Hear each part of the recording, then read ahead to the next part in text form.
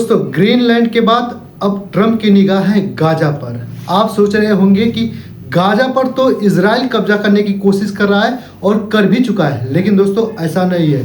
देखिए, America Israel को खुल के दोस्तों सपोर्ट करता है।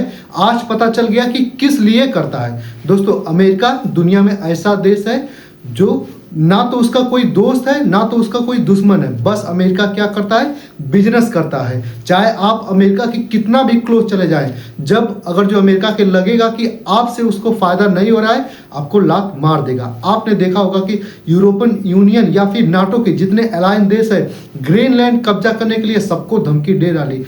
क्यों?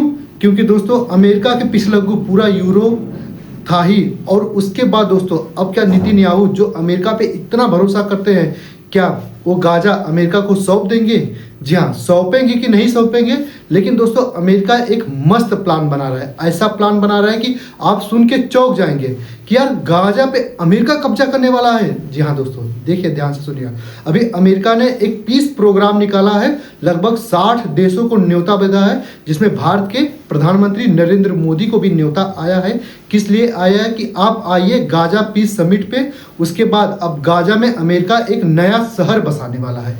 मतलब आप तो जानते हैं कि लगभग 3.5 साल या फिर 4 साल लगभग होने को जा रहा है जब से इजराइल वाला गाजा को पूरी तरह धो रहा है। अब गाजा देख सकते हैं कि पूरी तरह समाप्त लगभग माना जा रहा है कि उसकी कोई भी इंफ्रास्ट्रक्चर, चाहे बिल्डिंग्स हो चाहे वहाँ के डेवलपमेंट, सब कुछ खत्म हो गया। इवन हमास के बड़े बड़े लीडर भी मारे जा चुके हैं। अब दोस्तों अमेरिका क्या करेगा, वहाँ पे एक शहर बसाएगा। पहले क्या करेगा, पहले 60 देशों से साइन करवाएगा ताकि उसके अगेंस्ट में कोई बोल ना पाए। और उसके बाद दोस्तों वहाँ पे एक शहर बसाएगा। शहर बसाने के ठीक साथ साथ ही वो अमेरिकन बेस बनाएगा गाजा पे, ताकि वो पूरे यूरोप पे जितने भी मिडिल ईस्ट है सब पे, चाहे वो मुसलमान की कंट्री हो, बहुत सारी आप देखते हैं कि गाजा पे आप देखेंगे तो जिस पॉइंट पे वो बना है उससे वो पूरे यूरोप पे, पूरे आधे एशिया पे और मिडिल ईस्ट के जितने भी देश है मुस्लिम कंट्री, सब पे एक बार में नज़र रख सकता है। तो ये अमेरिका की प्लानिंग थी बहुत पहले से ही, लेकिन उजागर कब हुआ?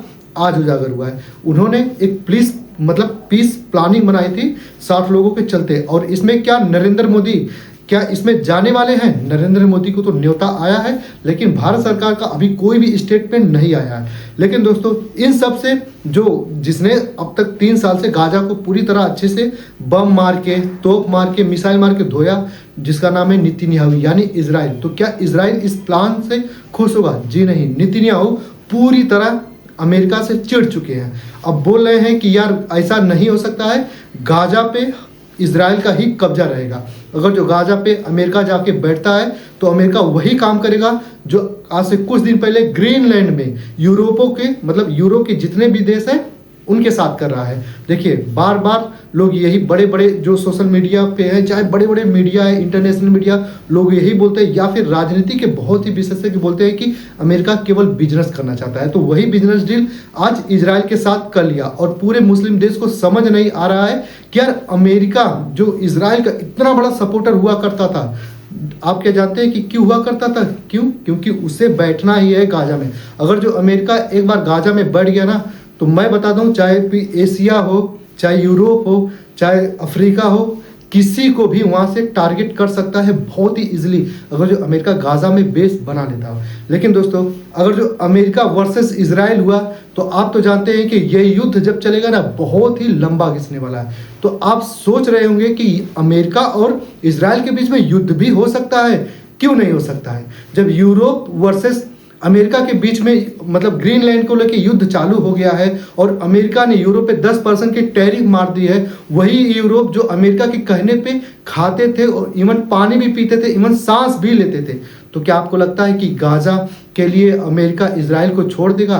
देखिए एक ज़माने में जब गाजा था ना, गाजा को बसाने वाला या फिर इजराइल को बसाने वाला वर्ल्ड वार 2 में अमेरिका ही था। और आज ट्रम्प के नेतृत्व में अमेरिका उसे लेने जा रहा है। अब आगे आगे होता है क्या यहाँ से वर्ल्ड वॉर 3 की शुरुआत मानी जा सकती है? क्योंकि जब अमेरिका गाजा में अपनी फोर्स लेके उतरेगा, वहाँ पे शहर बसाने की कोशिश करेगा, अपना बेस डालेगा, तब देखिए यूरोपियन यूनियन या फिर नाटो के जितने कंट्री अलायंस या फिर अमेरिका या फिर उसके साथ साथ रसिया, इंडिया, चाइना, क्या एक्शन लेते हैं। ठीक है दोस्तों, बहुत ही इंटरेस्टिंग जियोपॉलिटिक्स आज के टाइम होने वाली है। फिलहाल आपकी क्या राय है कमेंट सेक्शन में दोस्तों जरूर बता दें। ठीक है दोस्तों, वीडियो देखने के लिए धन्यवाद।